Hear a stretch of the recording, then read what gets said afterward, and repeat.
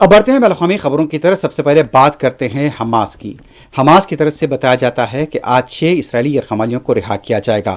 واضح ہے کہ اس سے پہلے جمعرات کے دن یہاں پر 4 لاشیں حوالے کی گئی تھیں اور اس لاشوں کو لے کر ابھی بھی یہاں پر تنازع برقرار ہے اور کہا جاتا ہے کہ پرانی لاش حوالے کی گئی تھی. اور اس کے ساتھ ساتھ اب یہ بتایا جاتا ہے کہ یہاں پر 6 یرغمالیوں کے بدلے میں اسرائیل کی طرف سے تقریباً 600 فلسطینی محروسین کو رہا کیا جائے گا.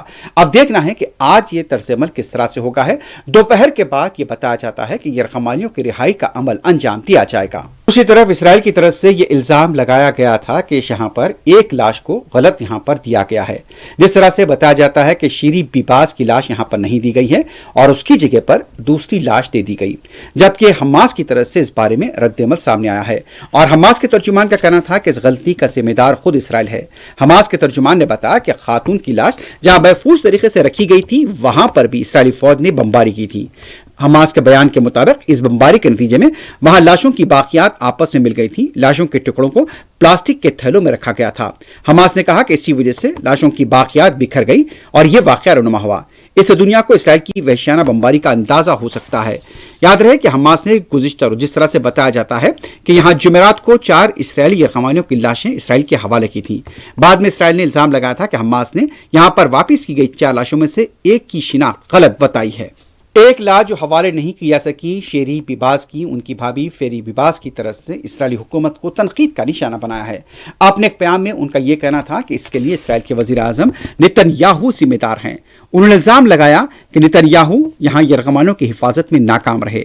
انہوں نے یرغمالیوں اور لاپتہ افراد یا خاندانوں کے لیے فورم کی طرف سے شاہنے والے خاندان کی جانب سے ایک بیان میں کہا یہ اسرائیل کی ذمہ داری اور فرض تھا کہ وہ انہیں زندہ واپس لاتے. ادھر اسرائیل کے وزیر اعظم بنیامین نتن یاہو کا کہنا تھا کہ جس طرح سے حماس نے غلط لاش حوالے کی ہے اس کا خمیازہ اسے بھگتنا پڑے گا. اپنی پیام میں نتن یاہو نے حماس کو کارروائی کی دھمکی بھی دی. غزہ جنگ بندی کے بعد سے غزہ کے عوام اپنے تباہ حال مکانات کی طرف لوٹ تو رہے ہیں لیکن انہیں بنانے کے لیے کئی سال لگ سکتے ہیں. اس کے باوجود بھی غزہ کے لوگ پھر سے اپنی زندگی سنوارنے کی کوششوں میں مصروف ہیں. غزہ کے بازاروں کی رونق کو بحال کرنے کی کوششیں کی جا رہی ہیں. ہر طرف ابھی بھی کھنڈر دیکھے جا رہے ہیں لیکن پھر بھی بازاروں میں اب چہل پہل لوٹ کر آ رہی ہے اور دکانوں میں کچھ یہاں پر رونق دیکھی گئی ہے. مساجد کو پھر سے یہاں پر رنگ و روغن کیا جا رہا ہے. جو مساجد یہاں پر ملبے کے ڈھیر میں تبدیل ہوئی تھی اب وہاں سے ملبے کو ہٹایا جا رہا ہے.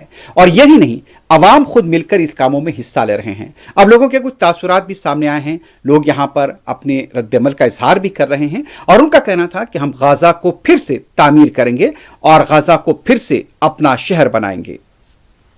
امریکہ کے صدر ڈونلڈ ٹرمپ نے وضاحت کر دی ہے کہ وہ جبراً کوئی بھی منصوبے پر مسلط نہیں کریں گے حالانکہ غزہ میں ماحول سازگار ہے. ایک بریفنگ کے دوران امریکہ کے صدر ڈونلڈ ٹرمپ کی طرف سے یہ کہا گیا ہے کہ بھلے ہی غزہ پٹی کے حوالے سے منصوبہ ان کا سازگار ہے لیکن اس پر عمل درآمد نہیں کریں گے. انٹرویو کے دوران ٹرمپ کا یہ بھی کہنا تھا کہ میں صرف منصوبے کی سفارش کر سکتا ہوں. غزہ کے لوگوں کو آزادی اظہار کا موقع دیا جائے تو وہ دوسری جگہ کا انتخاب کریں گے. انہوں نے کہا کہ غزہ کی پٹی انتہائی بہترین محل وقوع کی حامل ہے. ماضی میں اسرائیل کا غزہ کی پٹی سے دستبردار ہونا قابل غور بات ہے. واضح ہے کہ چند دن پہلے امریکی صدر ٹرمپ نے کہا تھا کہ وہ غزہ پر ایک ایسے طویل مدتی قبضے کی سوچ رکھتے ہیں جس کی قیادت امریکہ کرے گا.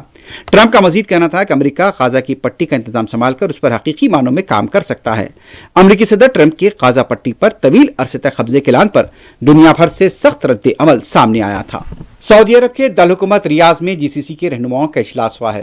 یہ اجلاس ایک ایسے وقت ہوا ہے جب امریکی صدر ٹرمپ کی طرف سے غزہ منصوبے کو لے کر دنیا بھر میں رد عمل کا اظہار کیا جا رہا ہے اور مشرق وسطیٰ کے ممالک نے بھی اس پر سخت رد عمل کا اظہار کیا تھا.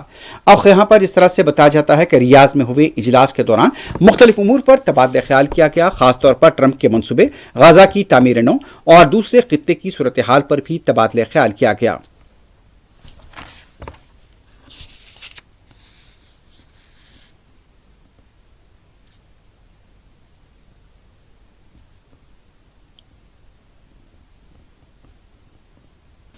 امریکہ کے صدر ڈونلڈ ٹرمپ کا یہ کہنا تھا کہ صدر پوتین اور صدر زیلنسکی کو بات چیت کرنا چاہیے اور جنگ کے خاتمے کے لیے یہاں پر اقدامات کرنے چاہیے. ان کا کہنا تھا کہ وہ جنگ بندی دیکھنا چاہتے ہیں اور وہ چاہتے ہیں کہ اس معاملے میں معاہدہ ہو جائے. President Putin and President Zelensky are going to have to get together because you know what? We want to stop killing millions of people. You have young soldiers being killed. If you saw the pictures that I saw of the battlefield from satellite, you've never seen any pictures like that. Soldiers are being killed by the thousands a week, thousands of soldiers a week. As we speak, they're being killed. That's why I want to see a ceasefire and I want to get the deal done. I think we have a chance to get the deal done. I had to make sure that Russia wanted to do it. It's a war that would have never happened if I was president, but it did happen. So I got stuck with it, and I want to stop people from being killed. You know, it doesn't affect the United States very much. It's on the other side of the ocean. It does affect Europe, and we've put in 3 times more money. We're in for $300 billion. They're in for $100 billion. And, you know, Europe is also doing it in the form of a loan. Biden just gave them money. There was no loan. There was no security. There was no anything. So we're going to either sign a deal or... Saudi अरब के वजीर खारजा ने कहा है कि 2 रियासती हल ही खित्ते में पायदार अमन का जामीन हो सकता है। सऊदी वजीर खारजा शहजादा फैसल बिन फरहान ने कहा कि गाजा पट्टी में जिनके नतीजे में बुनियादी ढांचे की तबाही हुई है और सारी बरादरी की नकल मकानी हुई, इस वक्त तामीर नौ की अहमियत है। गाजा पट्टी में ज़रूरतमंदों तक गैर महदूद इंसानी वसाइल को नाफिज करने की ज़रूरत है। उन्होंने कहा कि यह मुस्तकिल हल खित्ते में पायदार इस्तेहकाम के हुसूल की कलियत की ज़मानत देता है।